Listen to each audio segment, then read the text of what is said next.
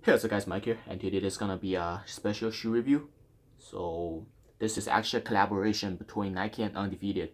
So this shoe is one of the more popular shoe as of right now because this shoe recently dropped. Even though I think just a huge number of quantity of this shoe, but still this shoe is going over retail for like for $100 to $150 over retail, depends on what size you have. So nowadays I actually rarely pay over retail for shoes. I used to pay over retail for shoes because some of the shoes are just so highly sought after. Like nobody's gonna sell you for retail basically unless you can get them yourselves. In the past I paid like over retail for the infrared sixes. I paid for the slam dunk sixes. I paid over retail for the Bread Jordan ones. I paid over retail for Easies of course, and also I even paid over retail for the AMD R1, the Tokyo colorway, the one with the black mesh and the white and blue block.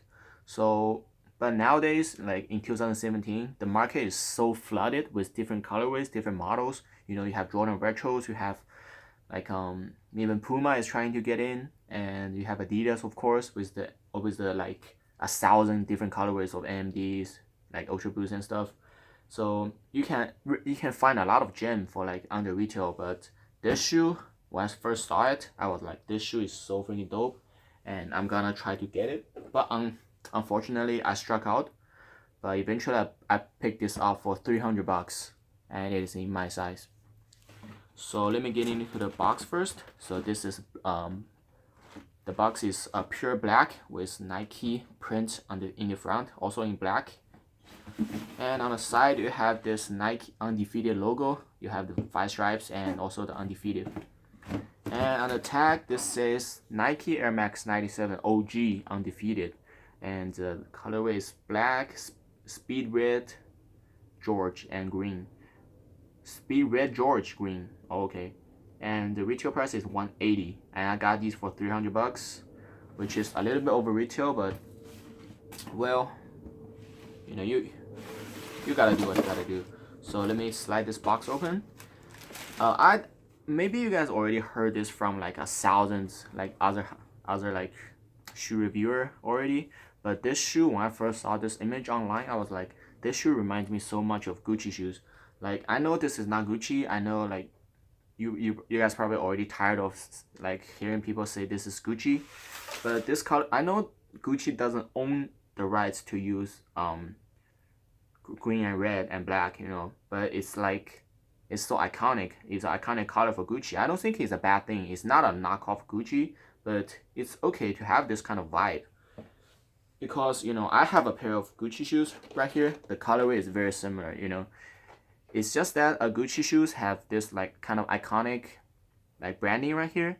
So it's not a bad thing to compare this colorway to Gucci. And at the end of the day, this is Nike and Undefeated. This is not a Gucci shoe. So yeah.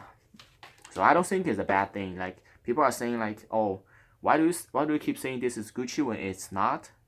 Are you like trying to shoot on taking shots on Nike Undefeated for copying like Gucci? No, they didn't. They didn't. It's just a colorway, so get over it. So let me get into this shoe. This is actually the first ever Air Max 97 that I ever have. But the shoe is pretty lightweight like compared to Air Max 90s. So you have, I believe this is the first ever shoe to have full length Air Max unit. So it's pretty cool. You have this classic air bubbles, even though it's not the most comfortable thing in the world, but it's pretty it's okay. It's better than like bricks, of course. So it's an old shoe, and there's a lot of like recent colorways of this shoe because it's 20th anniversary of this shoe.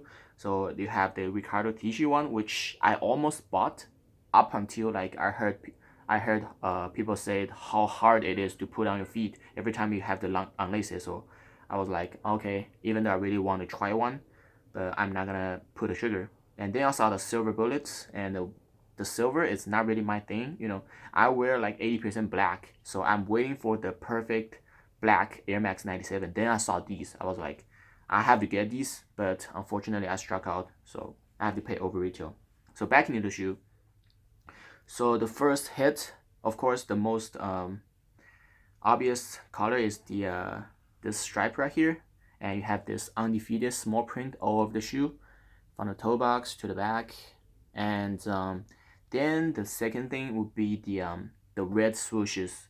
So actually the outer part doesn't have the red swoosh. The only part that has the red swoosh is actually the inside. So it's like different kinds of color from the outside and inside. At first I was like, I hope this is outside as well because it will pop more. But then I kind of understand why they use like black swoosh on the outside, because you already have this red stripe, so you don't need another like red swoosh. And then you have this pattern leather on the toe and also on the lower side of the shoe. This reminds me so much of this shoe, the Jordan 11, because the Jordan 11 is known for its pattern leather, and I feel like this is extremely cool as well. It's a very good use of pattern leather, and actually by comparing these two, this is a 2012 Jordan 11, so it might not have the best quality, but I have to say this quality is actually a lot better than my 2012 Bread 11s. I don't know about the 17 210s because I don't have them, but just to compare with the 2012 Jordan Retro. And on the inside, you have this Nike and Undefeated logo on the insole, and I feel like it's very cool. You know, the Nike switch blends in with the slash and with the 5 stripes, so it's pretty cool. And moving on to the tongue, you have this Nike sign right here, and also you have this small Undefeated patch. So overall, it's very cool, and you have this Air Max on the back. The overall, I think it's pretty hugely